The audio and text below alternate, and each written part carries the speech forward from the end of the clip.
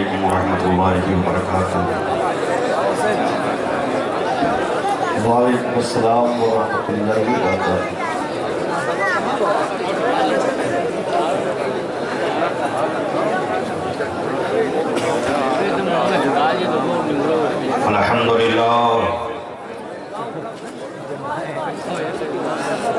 الحمدللہ وکفا والصلاة والسلام على عباده الذين اصطفى وعلى آله بدر الدجى وصحبه نجم الهدى اما بعد فاعوذ باللہ من الشیطان الرجیم بسم اللہ الرحمن الرحیم وما ارسلناک الا رحمتا للعالمین صدق اللہ العظیم وصدق رسولہ النبی الامین الکریم ونحن ولا ذلك لمن الشاہدین والشاکرین والحمد للہ رب العالمین۔ بارگاہ رسالت میں ادب و احترام کے ساتھ درود پاک کا نذرانہ پیش کریں۔ اللہم صلی علی سیدنا و شفیعنا اللہم صلی وسلم وبارک علی محمد و سلام علیہ یا رسول اللہ صلو علیہ صلی اللہ علیہ وسلم۔ ایسے کام نہیں چلے گا، ایک مرتبہ سب مل کر کے بآواز بلند پڑھ لیجئے صلی اللہ علیہ نبی کی امی کی والہ صلی اللہ علیہ وسلم صلاۃ و سلام علیک یا رسول اللہ صلی اللہ علیہ وسلم۔ حصول برکت کے لیے ایک مرتبہ اور بآواز بلند لبیک اللہم ربنا وسعدیک اللہم صلی وسلم وبارک علی محمد طب القلوب ودوائیہا وعافیت الابدان وشفائیہا ونور الابصار وضیائیہا والہ وصحبہ دائما ابدا۔ ادب کا حیث زیر آسمان زرش نازک تر نفس گم کردہ می آید جنید و بایزیدی جان بمصطفیٰ برسا خیش را کے دین ہماوس اگر باون نرسیدی تمام بولہ جیس۔ اللہ کی سرتابہ قدم شان ہے یہ، اللہ کی سرتابہ قدم شان ہے یہ، انسان نہیں انسان وہ انسان ہے یہ۔ قرآن تو ایمان بتاتا ہے انہیں، ایمان یہ کہتا ہے میری جان ہے یہ۔ قرآن تو ایمان بتاتا ہے انہیں، ایمان یہ کہتا ہے میری، بولو بھائی اور بلند آواز، یہ سے مراد ہمارے آقا صلی اللہ علیہ وسلم ہے۔ سبحان اللہ سبحان اللہ۔ قابل مبارکباد ہیں محبان انجمن محبان مصطفیٰ جنہوں نے اس جلسے کا انعقاد کیا اور دور دراز سے آئے ہوئے علماء کرام اور آپ تمامی حضرات اپنی مصروفیات کو چھوڑ کر کے نبی کریم صلی اللہ علیہ وسلم کی محبت میں اس جلسے میں شرکت کی سعادت حاصل کر رہے ہیں۔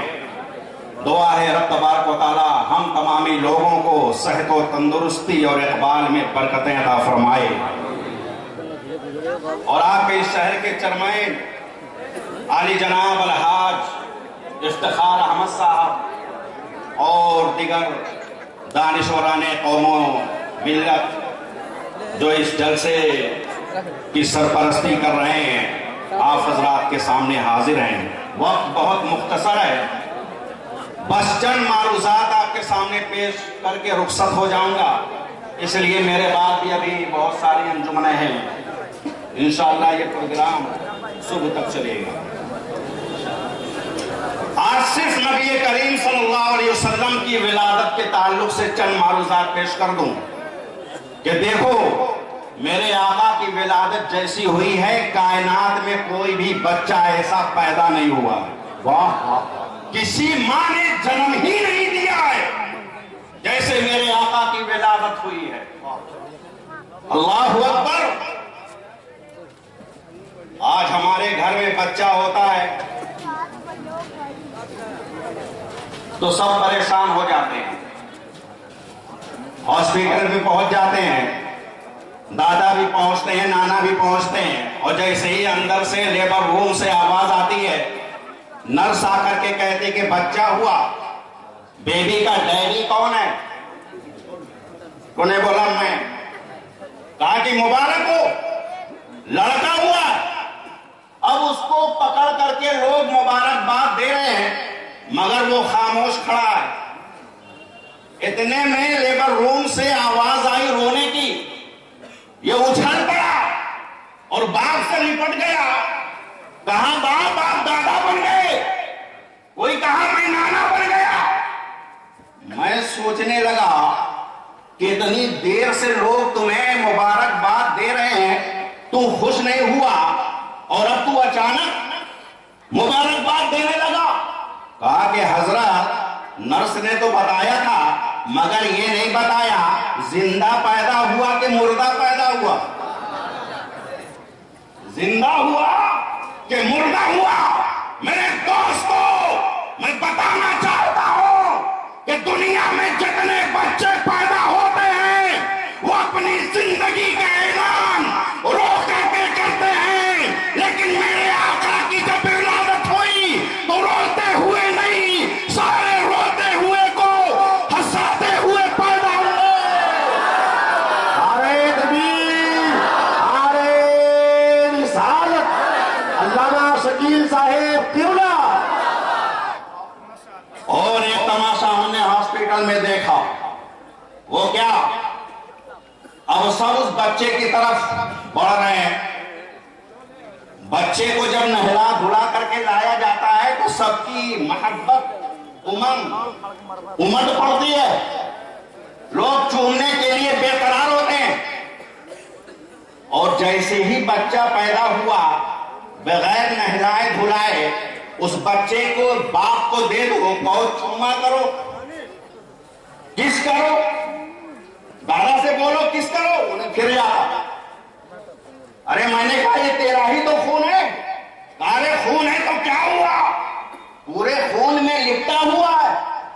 اب اسے نہلا دھلا کر کے جب دیا جاتا ہے تو اسے ہر ایک کوئی بوسہ لینے کے لیے تیار ہوتا ہے۔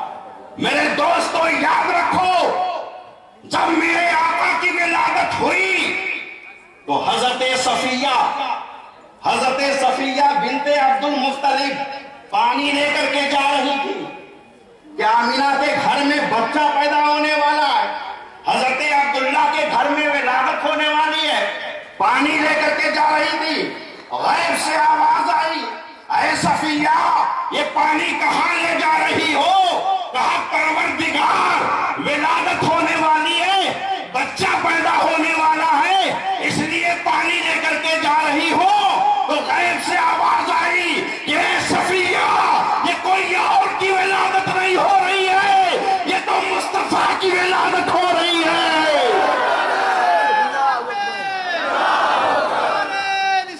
یا رسول اللہ، یہ مصطفیٰ کی ولادت ہو رہی ہے، یہ تو حوض کوثر سے نہا کر کے آ رہا ہے۔ یہ ہے میرے آقا کی ولادت۔ اور بچے پیدا ہوتے ہیں تو مادرزاد ننگے پیدا ہوتے ہیں، ننگے پیدا ہوتے ہیں، اسے کپڑے میں لپیٹا جاتا ہے۔ ابن عساکر کی حدیث ہے مواہب اللدنیہ کی کہ جب ہمارے تمہارے آقا پیدا ہوئے تو ریشم کے کپڑے میں لپٹے ہوئے پیدا ہو رہے۔ اب غور فرمائیں، ریشم کے کپڑے میں لپٹے ہوئے پیدا ہوئے اور پیدا ہوتے ہی سجدہ کیا۔ بولو سبحان اللہ، پیچھے والے بولو، جو کارگل کے بارڈر پہ بیٹھے وہ بھی بولیں، بولو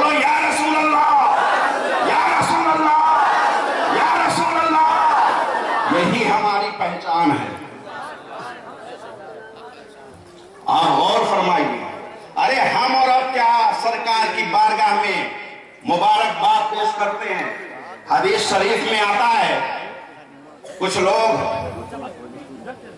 میلاد النبی صلی اللہ علیہ وسلم کی مخالفت کرتے ہیں، یہ جلوس کو بدعت بتاتے ہیں، شرک بتاتے ہیں، حالانکہ ان کی ذمہ داری یہ ہے پہلے شرک کو سمجھ لیں پھر تب قوم کو سمجھائیں۔ ان کی نادانی یہ ہے کہ خود نہیں سمجھ رہے ہیں اور دوسروں کی ٹھیکے داری لیے بیٹھے ہوئے ہیں۔ جو چیز شرک نہ ہو اسے شرک کہا جائے، جو بدعت نہ ہو اسے بدعت کہا جائے۔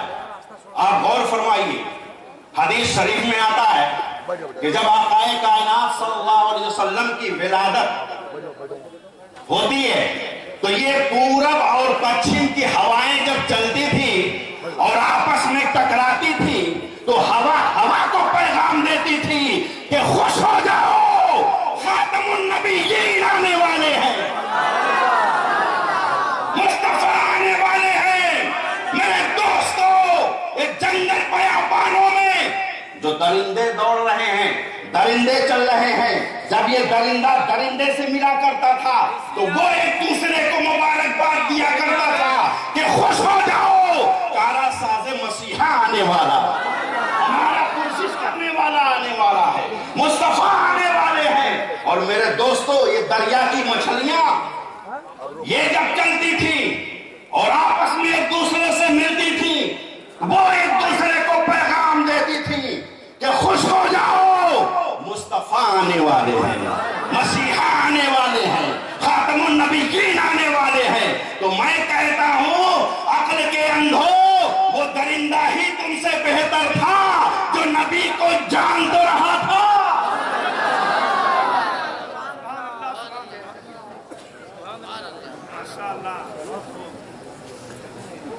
اور میرے دوستو، آج ہم میلاد النبی کو بھولے نہیں۔ بولو، یاد رکھتے ہو کہ نہیں یاد رکھتے ہو؟ جلوس کی شکل میں یاد رکھتے ہو؟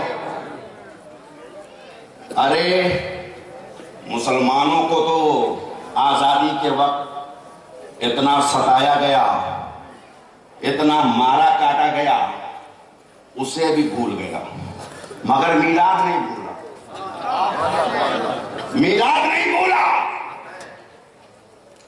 میں نے تو ہسٹری میں پڑھا ہے کہ 65 سال پہلے شہر لاتور میں مسلمانوں کو اتنا کاٹا گیا کہ کنواں لاشوں سے بھر دیا گیا، مشکل سے 10-15 گھر وہاں بچے تھے، اور 65 سال کے بعد آج میں دیکھتا ہوں تو وہاں میجارٹی مسلمانوں کی ہے۔ ارے یہ کیا بات؟ وجہ یہ ہے میرے دوستو کہ ہم کو جو کاٹا جا رہا ہے وہ کس بات پر، پہلے اس پر توجہ دے لو۔ ہم کو اس لیے کاٹا جاتا ہے کہ ہم اللہ کو ایک مانتے ہیں۔ بولو، اللہ کو ایک مانتے ہو کہ نہیں؟ سب لوگ بولو، ہاں، اللہ کو ایک مانتے ہیں۔ یہی تو ہمارا جرم ہے۔ کسی کے باپ کا کچھ بگاڑے، کسی کی ماں بہن لے کر بھاگے، ارے ایک آدھ بھاگا ہوگا، سب تھوڑی بھاگے۔ ہم نے کسی کا کچھ نہیں بگاڑا۔ ہمارا جرم یہ ہے کہ ہم اللہ کو ایک مانتے ہیں، رسول پر ہمارا ایمان ہے، یہی تو جرم ہے۔ تو وہ کیا کہتے ہیں؟ نہیں، ہزاروں کو مانو، کروڑوں کو مانو۔ ہم کہتے نہیں، کروڑوں کے بنانے والے کو مانتے ہیں، کروڑوں کے بنانے والے کو۔ تو اس کی سزا یہ دیتے ہیں کہ ہمیں کاٹتے ہیں۔ میں نے حیدرآباد کے ایک جلسے میں بولا کہ مسلمانوں کو ختم کرنا ہے تو فسادات بند کر دو، یہ مٹ جائیں گے، ختم ہو جائیں گے۔ کیوں؟ تم کاٹتے جاؤ گے، یہ بڑھتے جائیں گے۔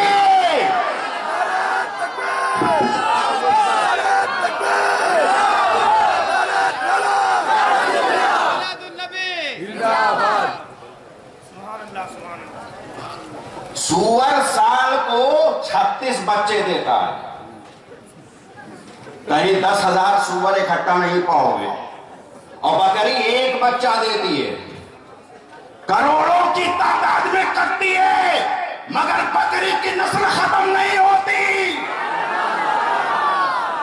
وہ اس لیے میرے دوستوں بکرا اللہ کے نام پہ کٹا، جو خدا کے نام پہ کٹتا ہے وہ بڑھتا چلا جاتا ہے۔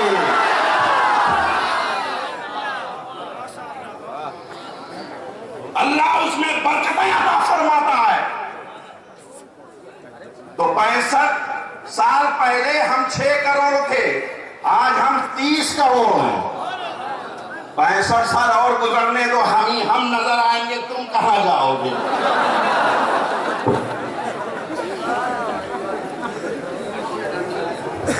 اور کیا سب جوڑ کے بیٹھا۔ تو میرے آقا کی ولادت ہوئی، سجدہ کیا اور فرمایا رب حبلی امتی، رب حبلی امتی، اے رب میری امت میرے حوالے فرما، میری امت کو بخش دے، میری امت کو بخش دے۔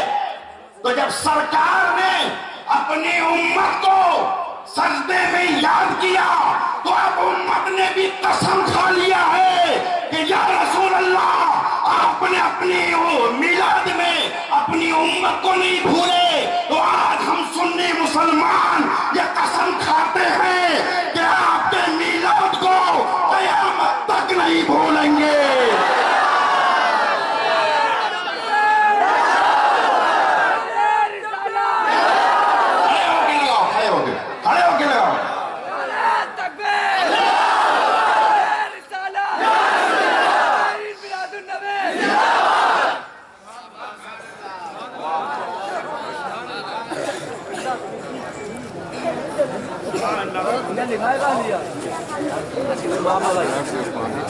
یہ جوہاری ہے کہ بربادی ہے؟ کملیش تیواری رسول کے صدقے میں ہو جائے گی اس کی بربادی۔ اس نے اپنی زندگی پر مہر لگا دیا ہے سرکار کی گستاخی کر کے۔ آج میں شہر کانڈا کی جانب سے اس کے بیان کی مذمت کرتا ہوں اور شدید مذمت کرتا ہوں، اور حکومت ہند سے یہ کہنا چاہتا ہوں کہ اس کی سزا کم از کم پھانسی کی ہو۔ بولو آپ اس پر تیار ہو کہ نہیں؟ ہاں، یہ پھانسی کی سزا بھی گستاخ رسول کے لیے چھوٹی ہے۔ یہ فروٹ بیچنے والوں کو میں مبارکباد کہتا ہوں، یہ ہمارے بھائی ہیں، مگر ہم نبی کے نام پر اپنا تن دے سکتے ہیں، اپنا من دے سکتے ہیں، اپنا دھن دے سکتے ہیں، مگر نبی کی گستاخی کو ہم برداشت نہیں کر سکتے۔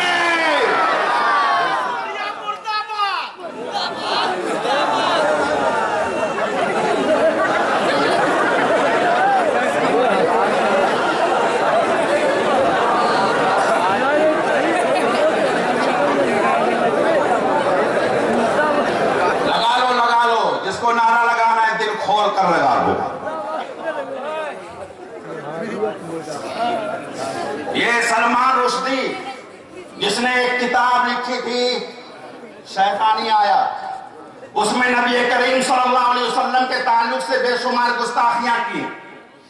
ان گستاخیوں کو یہودی مشنری، عیسائی مشنری، صہیونیت، دشمنان اسلام مل کر کے چھاپنے میں کامیاب ہو گئے۔ جب کتاب چھپی تو پوری دنیا میں ہنگامہ ہو گیا کہ اس کتاب پر بین لگایا جائے، اور جہاں اسلام ہے اور جہاں اسلام نہیں ہے وہاں بھی یہ بات طے ہو گئی کہ سلمان رشدی گستاخ رسول ہے، اس کی کتاب پر پابندی لگائی جائے۔ ہندوستان میں بھی اس کی کتاب پر پابندی لگائی گئی، پابندی لگی، وہ کتاب الحمدللہ اس ملک میں نہیں آ سکتی۔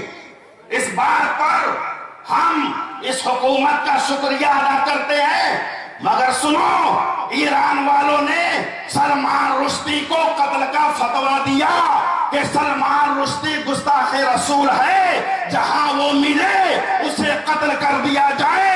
اس کا فتویٰ اس فقیر کی نگاہوں کے سامنے گزرا، مگر میں پوچھنا چاہتا ہوں اس شیطان سے کہ سلمان رشدی اس لیے مارا جائے گا کہ وہ گستاخ رسول ہے، مگر کچھ مولویوں نے بھی گستاخی کی۔ ہمارے ارشد منظری صاحب جانتے ہیں، ہمارے علماء جانتے ہیں، اپنی اپنی کتابوں میں تحذیر الناس میں، فتاوی رشیدیہ میں، الامداد میں، صراط مستقیم میں، تحفیت الایمان میں ایسی ایسی گستاخیاں کی ہیں کہ اگر سلمان رشدی بھی پڑھ لے تو اسے بھی شرم آ جائے۔ تو اے ٹانڈا کے سنی غیرتدار مسلمانوں، بتاؤ کہ پہلے سلمان رشدی کو مارا جائے یا پہلے انہیں ختم کیا جائے؟ خدا کی قسم، اگر فاروق اعظم کا دور ہوتا تو کوئی غدار گلی کوچے میں نظر نہ آتا، اور اگر کوئی امام احمد رضا جیسا مجاہد ہوتا تو کوئی گستاخ گلی کوچے میں جماعت کی شکل میں نظر نہ آتا۔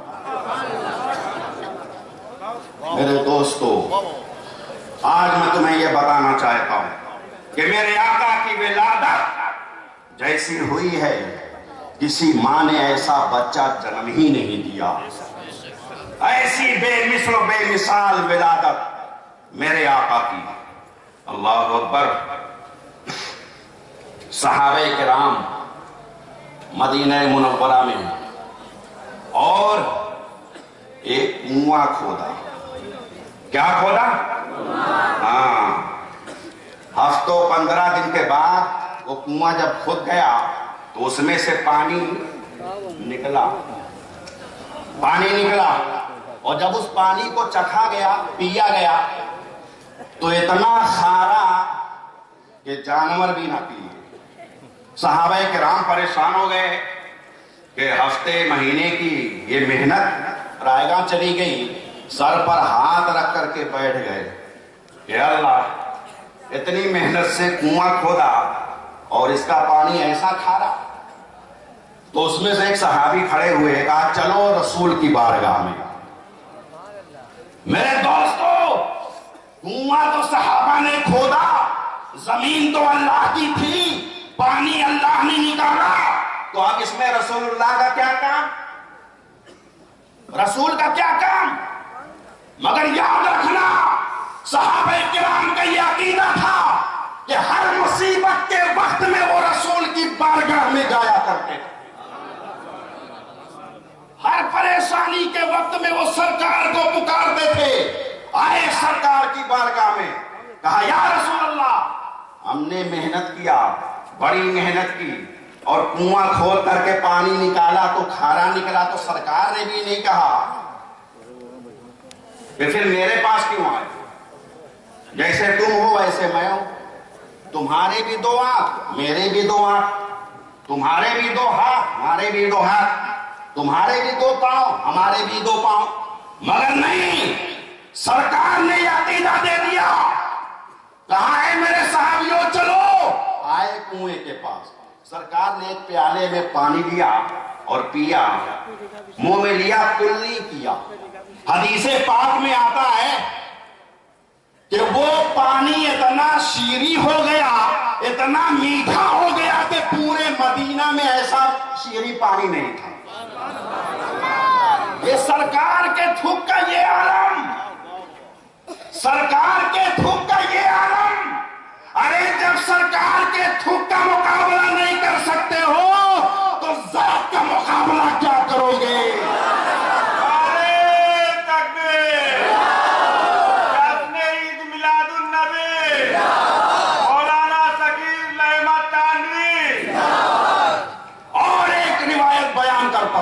وقت بہت کم ہے، وقت ہوتا تو میں وضاحت سے بولتا، کیوں بپو بھائی؟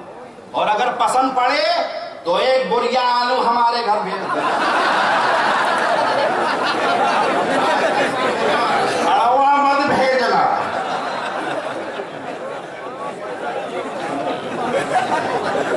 ایسا ایسا انعام رکھا ہے کہ ہندوستان میں بھی آپ نے نہ سنا ہو۔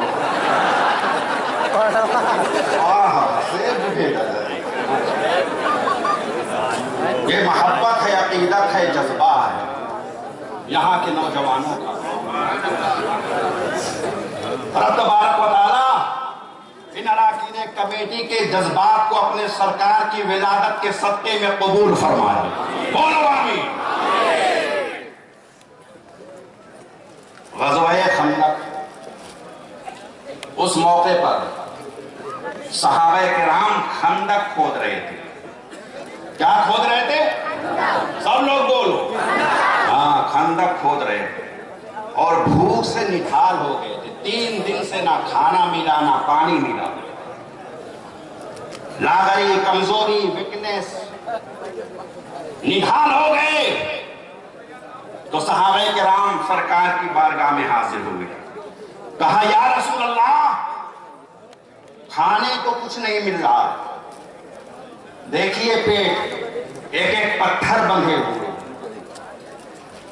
تو سرکار نے جب اپنے کرتے کو ہٹایا تو 2 پتھر بندھے ہوئے تھے۔ صحابہ نے سوچا کہ اب سرکار سے تو کچھ عرض کرنا ہی نہیں ہے، یہ تو میرے آقا ہیں۔ ایک روایت میں آتا ہے، روایتیں مختلف ہیں، بس مختصر میں سن لو، 13,000 صحابہ تھے۔ کتنے تھے؟ 13,000 صحابہ۔ تو حضرت جابر نے سرکار کے رخسار مبارک پر بھوک کے آثار دیکھے، بتقاضۂ بشری بھوک کے آثار دیکھے۔ اس کے بعد حضرت جابر گئے اپنے گھر اور اپنی بیوی ام سلیم سے کہا کچھ کھانے کو ہے؟ کہا میرے سردار ایک مٹھی جو تھوڑا سا گوشت ہے، بمشکل ایک آدمی کھا سکتا ہے۔ حضرت جابر نے کہا بیگم فکر مت کرو، میں سرکار کی دعوت دے دیتا ہوں۔ جب جانے لگے تو ام سلیم نے کہا کہ میرے سردار آپ جا تو رہے ہو مگر سرکار تنہا نہیں آئیں گے، ان کے ساتھ بہت سارے صحابہ ہیں، ایسا کرنا آپ کے کان میں ان کی دعوت دے دینا۔ بولو سبحان اللہ، اور بلند آواز سے۔ وہ آئے، سرکار سے کہا حضور آپ کی بارگاہ میں میں کچھ معروضہ پیش کرنا چاہتا ہوں۔ کہا ٹھیک ہے بولو۔ کہا سرکار تھوڑا سائیڈ میں تشریف لائیں۔ سرکار آئے کنارے، کہا حضور یا رسول اللہ ہمارے گھر میں آپ کی دعوت ہے۔ اتنا کہا تو سرکار ایک ٹیلے پر کھڑے ہو گئے اور کہا اے میرے صحابیوں قریب آ جاؤ۔ صحابہ نے سمجھا کہ شاید کوئی وحی نازل ہو رہی ہے، سارے صحابہ قریب ہوئے، کہا چلو تم سب کی جابر کے گھر میں دعوت ہے، جابر کے گھر میں تم سب کی دعوت ہے، چلو۔ حضرت جابر کے پاؤں کے نیچے کی زمین کھسک گئی۔ کہا یا اللہ میں تو دعوت سرکار کی دیا اور سرکار نے سارے صحابہ کی دعوت دے دی۔ بھاگے ہوئے گھر میں آئے، کہا بڑا غضب ہو گیا ام سلیم، میں نے سرکار کی دعوت دی، سرکار نے سارے صحابہ کو بلا لیا۔ وہ صحابیہ نے جواب دیا کہ اے میرے سردار ہمارا کام تھا رسول کو کھلانا اور یہ رسول کا کام ہے کہ وہ سارے صحابہ کو کھلائیں۔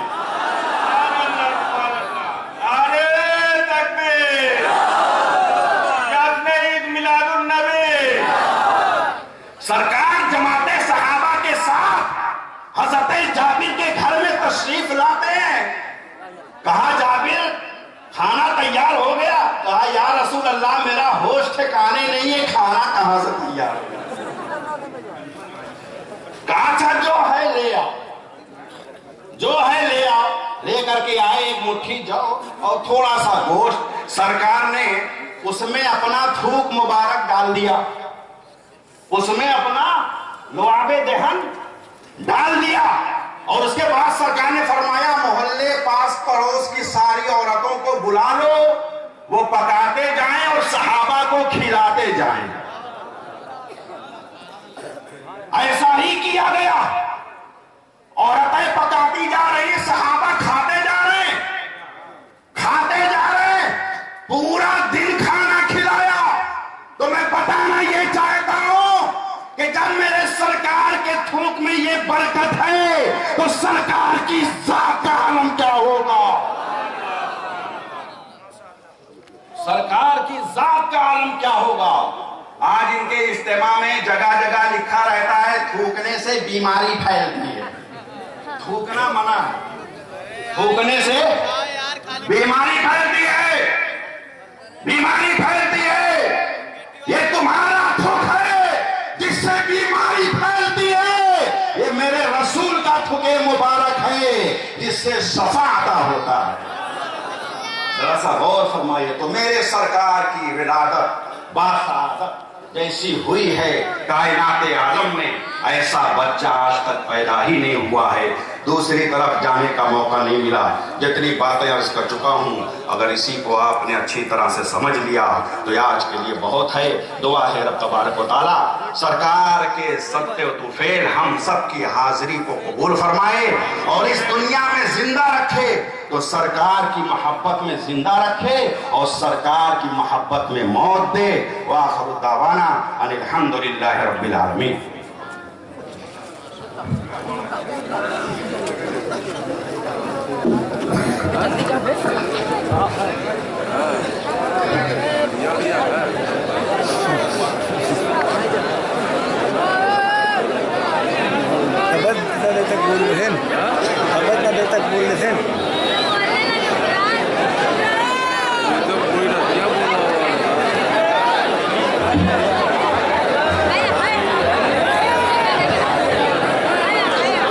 ابتدائے عشق ہے روتا ہے کیا؟ ابتدائے عشق ہے روتا ہے کیا؟ آگے آگے دیکھیے